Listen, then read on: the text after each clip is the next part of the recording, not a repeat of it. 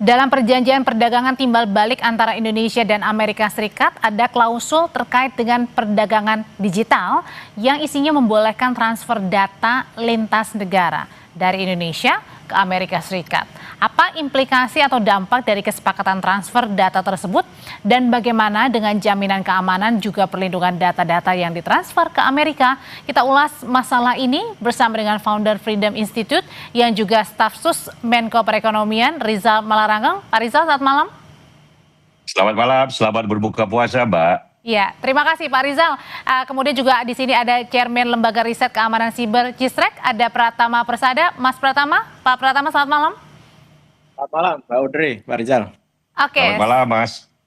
Sebagai staf sus Kemenko Perekonomian, saya mau tahu dulu nih Pak Rizal. Jadi data-data apa saja sih yang ditransfer ke Amerika Serikat, Pak? Begini, ini kan kadang-kadang diskusi dan pembicara masalah ini terlalu banyak kebangannya, tapi pada esensinya kadang-kadang kurang lengkap. Karena dalam perjanjian baru ini justru bagus banget tuh arsitektur legality dalam menjaga masalah-masalah yang krusial dan sensitif kan antara dua negara. Bahkan kita masing-masing negara kan bukan cuma Amerika Indonesia kan punya kerangka hukum untuk melindungi individu terhadap apa yang memang perlu dilindungi. Tapi kan kadang-kadang kita tidak mengerti atau tidak kaburlah pengertian informasi yang beredar di berbagai negara kita, Amerika dan segala macam berbagai belahan dunia. Dalam dunia digital misalnya kita motret, kirimin teman di WhatsApp, ya kan itu data pada akhirnya. Data itu kita simpan misalnya di cloud itu servernya bisa di Amerika, bisa di Singapura, bisa di mana, dan kita terhadap data itu kalau kita masukin di Instagram, kita mau bukan disembunyikan tapi dilihat oleh semakin banyak orang di seluruh dunia, makin banyak makin bagus. Nah, dalam pengertian itu bukan arsitektur seperti itu yang dimaksud. Perlindungan itu misalnya kita kalau ngirim pesan kepada teman di WhatsApp itu kan encrypted. Dia tidak bisa dibuka sembarangan oleh semua orang. Jadi kalau masalah keamanan cyber itu bagus sekali poin tadi ahli. Itu kan undang-undang internal kita kan. Tapi kan kita juga sudah punya undang-undang lain tuh yang menjaga kedaulatan pribadi ya terhadap data. Misalnya tabungan. Ya kan, kita nggak boleh sembarangan orang bikin buka tabungan kita, tapi kan ada beberapa. Jadi data-data apa saja Pak? Coba mungkin bisa digambarkan kepada kami supaya kami mendapatkan perspektif yang jelas dan baik. Jadi data-data apa nih yang dibawa untuk kami? Tidak hanya dibawa ke Amerika dalam pengertian itu, bukan. Ini kan prinsip umum ya, prinsip umum bahwa perlindungan dan kelancaran arus informasi kedua negara diproteksi oleh hukum masing-masing negara itu, dibuat standarisasi yang lebih maju dan memungkinkan teknologinya kan berubah terus. Jadi pengertian yang ada terhadap kesepakatan ini kadang-kadang ya harus dilihat dalam perspektif yang begini, kedaulatan dalam pengertian data berbeda dengan kedaulatan dalam pengertian teritori. Teritori itu kan wilayah, tanah yang jelas batasnya dan tidak bergerak. Kalau data dia bergerak, dia tidak jelas batasnya dan dia bergeraknya kecepatan cahaya tuh, disimpan di berbagai negara. Yang penting decision making. Baik individu maupun institusi. Siapa yang, ini kan kalau Anda punya data, Anda kasih gratis kan misalnya daftar Gmail. Jadi supaya jelas nih apa yang dimaksud. Jadi artinya bukan Pak Rizal, mohon maaf saya potong, jadi bukan misalnya biodata, terus kemudian. Bukan.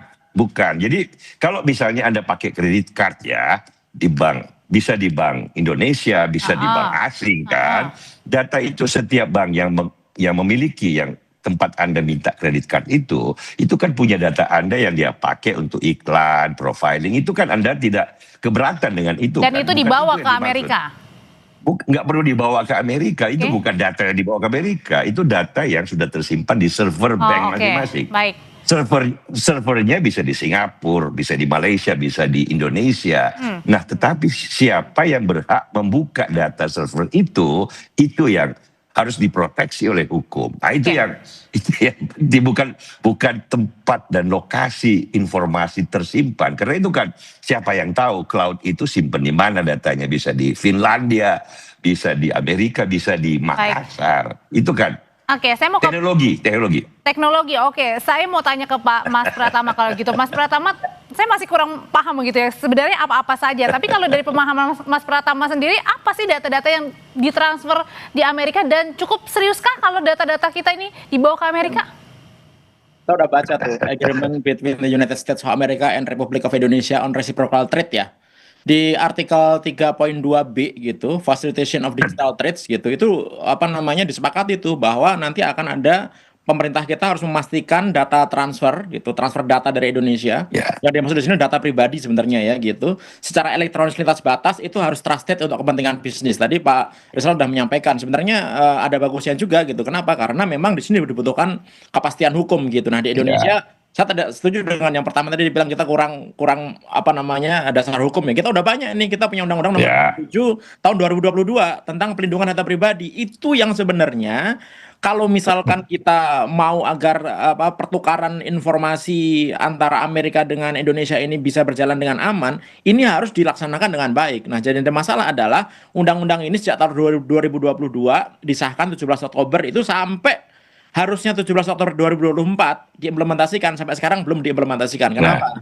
Karena Badan Pelindungan Data Pribadi belum dibentuk oleh Presiden. Oleh karena itu, menurut saya ini wajib hukumnya Pak Presiden segera membentuk Badan Pelindungan Data Pribadi. Kemudian di artikel 2.29 yang ayat 1 itu apa namanya ada kesepakatan tidak boleh memaksa data diproses dalam negeri gitu.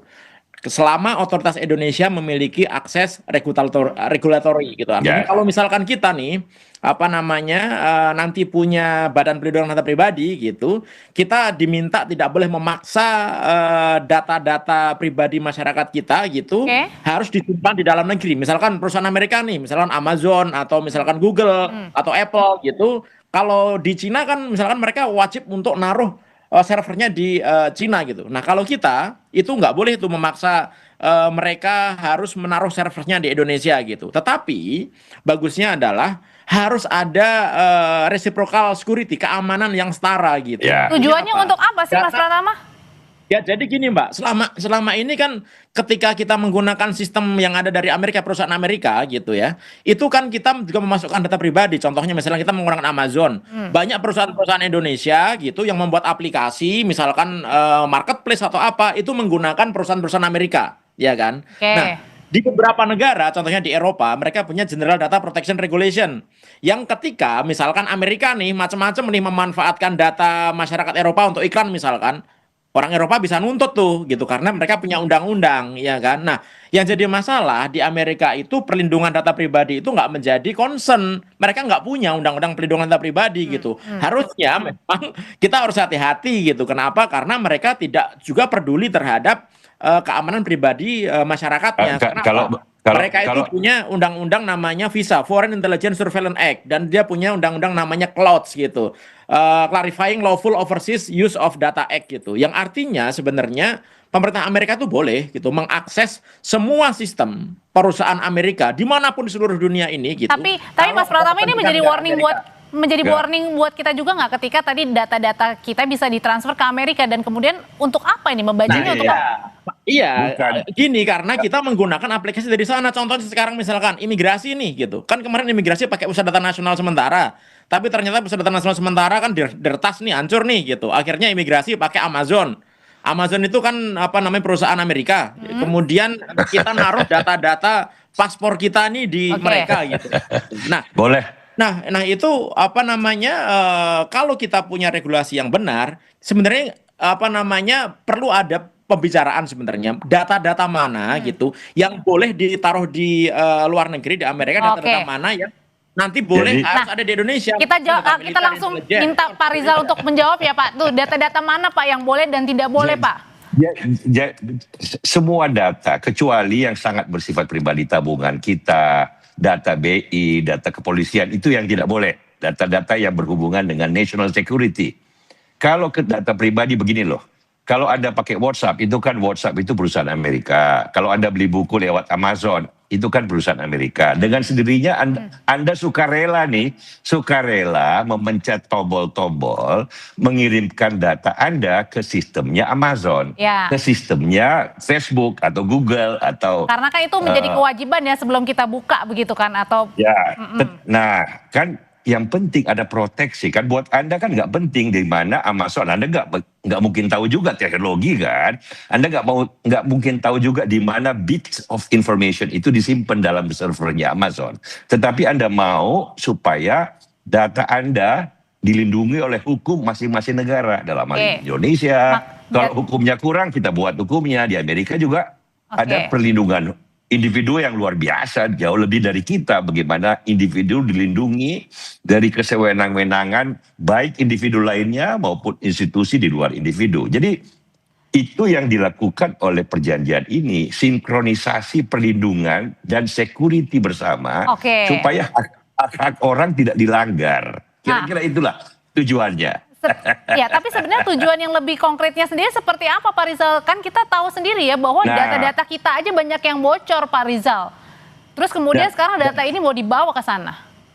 Ya, bukan kan data kalian bocor itu karena kalian dengan sengaja memakai aplikasi yang di Amerika punya kan. Bukan bocor tapi dengan sukarela. Tidak bayar lagi pakai terus pembedanya berarti pakai WhatsApp loh. Jadi pembedanya itu adalah hukum, kan sudah di klausulnya sudah jelas menurut hukum masing-masing negara. Nah, jadi kalau Anda mempersoalkan yang tidak sepenuhnya dalam perspektif yang benar kan susah. Karena ini kadang-kadang berdebatnya tentang informasi yang beredar tentang di dunia digital. Kadang-kadang kita memakai pengertian-pengertian yang base-nya teritorial, yang base-nya adalah sesuatu yang tidak bergerak. Nah, bagusnya dengan perjanjian baru ini, klausul-klausulnya cukup lengkap untuk mewadahi teknologi baru yang berkembang, tujuannya memberikan kepastian hukum supaya hubungan digital kedua negara ini menjadi lebih tertata secara arsitektur hubungan yang baik gitu loh. Jadi adanya justru memberikan perlindungan tadi kata Pak Rizal ya, dan juga memberikan kepastian Pak Pratama. Jadi artinya ini tidak perlu dikhawatirkan. Ya gini, kalau kita terima mentah-mentah saja ya kita harus khawatir menurut saya. Kenapa? Karena di negara kita belum mengerti nih data-data apa nih yang secara prinsip data sovereignty harus kita amankan. Tadi Pak Rizal udah bilang nih, data finansial sistemik itu memang harus kita amankan. Data kesehatan harus kita amankan, data biometrik, data kependudukan itu harus kita amankan kan. Kemudian kita harus juga harus mikir, kita harus mengklasifikasikan data-data yang mana boleh lintas batas gitu, data-data umum, orang daftar dan lain-lain tadi, mana data-data sensitif dengan syarat-syarat tertentu, atau mana data strategis nasional yang itu wajib di lokal, data militer, data penegak hukum dan lain-lain. Termasuk juga reciprocal safeguard clause gitu. Artinya kalau Amerika itu nanti karena mereka punya hukum boleh ngakses gitu data-data mereka, kita juga harusnya punya hak yang sama lah gitu. Kan? Ini kan reciprocal. Jadi memang kita dan Amerika ini sejajar sama. Kita membuat arsitektur kepastian bersama menurut hukum masing-masing, kan sudah dikatakan dalam klausulnya. Jadi artinya tergantung kita. Pak Rizal, jadi artinya ketika kita bisa memberikan transfer data ke Amerika, kita juga bisa meminta data-data warga negara. Nggak ada yang meminta, mereka juga tidak meminta kok. Yang sudah terjadi, kita berikan kerangka kepastian hukum. Kalau kita pesan buku di Amazon, data kita jangan sembarangan loh. Di Amerika ini karena kalau servernya di Texas, jangan sembarangan dibuka orang, ada kerangka hukumnya. Tapi, kan itu sebenarnya gini sih, pemerintah Amerika itu dengan undang-undang clause dan visa gitu ya, sebenarnya mereka nggak peduli juga selama perusahaan itu dimiliki oleh perusahaan Amerika, dia mau hostingnya mau di negara manapun gitu dalam jangkauan wilayah hukum Amerika, mereka bisa. Itu yang pertama. Kemudian yang kedua kalau menurut saya gitu ya, ini sudah warning gitu bahwa untuk bisa menjaga data masyarakat Indonesia harus segera ada institusi gitu yang diamanatkan dalam Undang-Undang Perlindungan Data Pribadi gitu untuk segera dibuat gitu. Ya, jadi Kita minta ini urusannya nih nanti Badan PDP nih untuk ngurusi mana ya, klasifikasi data dan lain-lain. pasti. Jadi masing-masing negara kan punya tugas sendiri-sendiri untuk menyempurnakan aturan terhadap perlindungan tanpa mengabaikan perkembangan dan perubahan teknologi. Itu kan selalu ada dilema tuh antara peraturan, regulasi dengan perkembangan teknologi yang tidak bisa belum bisa diikuti oleh peraturan yang ada. Jadi ini kita bikin kerangka bersama. Nah, yang paling penting kan semua ini metode kepada suatu tujuan besar kan. Tujuan besarnya kan perjanjian dagang dua negara nih. Satu negara dengan 30 triliun GDP, Amerika Serikat terbesar pasarnya di dunia. Pak Rizal. Satu kita, sebentar saya selesaikan. Ini penting. Baik. Jadi ini tujuan akhirnya.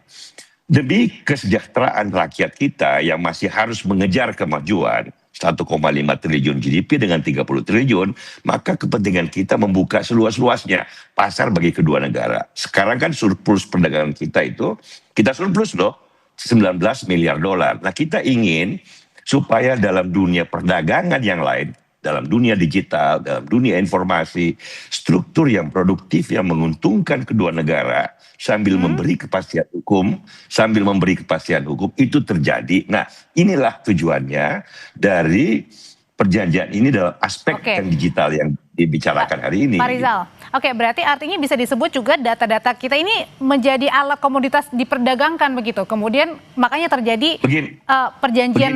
Begini, Mbak, data kita itu ya yang dalam pengertian Anda bukan cuma diperdagangkan di Amerika, di Indonesia juga iya, bank-bank Indonesia, toko-toko Indonesia begitu Anda beli barangnya, begitu Anda masukin ke bank-bank dimanapun kan mereka manfaatkan secara produktif ya, manfaatkan secara bagus bukan ngakalin untuk melihat bagaimana semakin memberi kepuasan kepada konsumen sambil menawarkan produk-produk baru. Itu kan bukan Amerika aja yang bikin.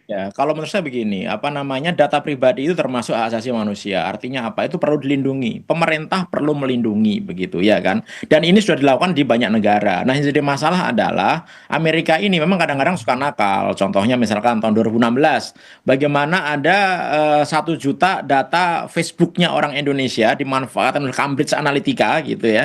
Untuk itu bukan Amerika kalau masalah. Itu Inggris bukan Amerika. Ya, untuk kampanye Donald Trump saat itu Pak Rizal. Iya, tapi itu kan perusahaan Inggris. Ya, perusahaan Inggris tapi datanya ada di Facebook, Pak. Ya, maksud saya begini. Artinya apa? Artinya gini, kalau menurut saya gitu. Sebenarnya kita sama Pak Rizal gitu. Bahwa kita ini perlu melindungi data pribadi masyarakat kita. Gitu. Karena bagaimanapun juga ternyata sekarang ini banyak scam, banyak penipuan, banyak kerugian itu gara-gara datanya bocor gitu. Nah, sampai saat ini tidak ada satupun baik institusi pemerintah ataupun institusi swasta gitu ya, yang kedapatan membuat datanya itu bocor dan kelalaian, itu dikasih sanksi. Mas sama sekali. Gitu. Oke, tapi apakah dengan adanya transfer data ini yang dibilang tadi katanya adalah sebenarnya gunanya adalah untuk melindungi data-data kita, apakah kemudian ada jaminan juga ketika data-data ini ditransfer ke Amerika Serikat, maka data kita bisa terlindungi, bisa aman dari scamming dan lain-lain ini? Data kita bocor. Ya, ada dua macam. Yang pertama adalah data misalkan kita sebagai konsumen ya. Kita konsumen misalnya tadi Pak Rizal bilang Amazon gitu. Nah, ketika kita menjadi konsumen artinya ya pengamanannya kita gantungkan kepada si Amazon itu. Mau mengamankan pakai sistem apa? Yang pasti kita harus tahu bahwa standar keamanannya sana itu tidak kalah dengan standar keamanan yang ada di Indonesia. Yang kedua adalah data yang memang kita sengaja store gitu ke perusahaan-perusahaan Amerika, misalnya Clouds Amerika di Google Clouds, kemudian di Amazon Clouds dan lain-lain. Nah, itu kita harus mengamankan, ya kan, mengamankan datanya dengan cara apa? Dengan melakukan enkripsi, melakukan penyandian sendiri data kita sehingga kalaupun disimpan di perusahaan Amerika, kalau mereka mau ngiseng mau ngambil datanya nggak bisa karena sudah dienkrip dengan sistem yang kita miliki gitu.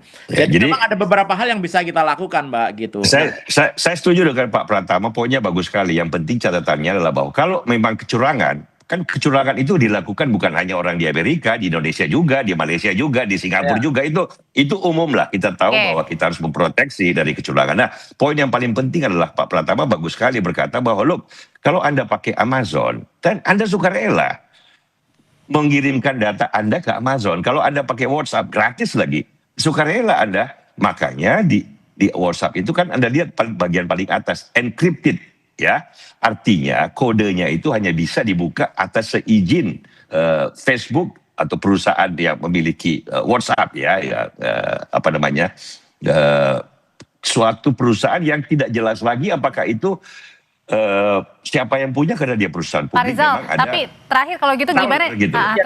Berarti apa jaminannya, Pak? Tapi bukan berarti bahwa data kita itu boleh dimanfaatkan secara bebas oleh mereka ya, tapi ya gitu. Nggak boleh. Itu nggak boleh itu. Dan kalau Karena gini, perusahaan Amerika itu banyak yang didenda habis-habisan oleh Eropa gitu. Contohnya kemarin Meta didenda 400 juta US dollar gitu, gara-gara data masyarakat Eropa gitu di Facebook gitu ada yang digunakan untuk pengiriman iklan dan lain-lain. Itu singkat, poin yang bagus. Itu poin yang bagus, bahwa di semua negara termasuk Indonesia dan Amerika ada sistem internal.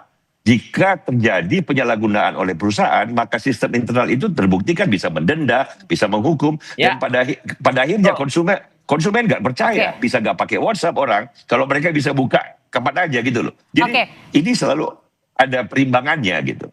Jadi mungkin poin pentingnya dalam diskusi kita adalah pemerintah juga diminta untuk lebih gamblang lagi ya, untuk menggambarkan dan menceritakan sebenarnya apa-apa saja nih data-data yang ditransfer. Sebenarnya lebih ke arah ke implementasi regulasi yang sudah ada gitu. Jadi Undang-Undang Pelindungan Data Pribadi, Undang-Undang Nomor 27 Tahun 2022 itu segera diimplementasikan dengan benar. Sekarang udah terlambat nih. Gitu. Artinya Pak Presiden nanti kalau reshuffle, ya bentuklah lagi nih Badan Pelindungan Data Pribadi. Tugasnya untuk melindungi itu berkaitan dengan Undang-Undang Perlindungan Data Pribadinya berarti ya itu ya. Oke, terima kasih Pak Rizal Malarangeng, terima kasih Pak Pratama Persada, terima kasih Bapak-bapak, selamat malam. Thank you.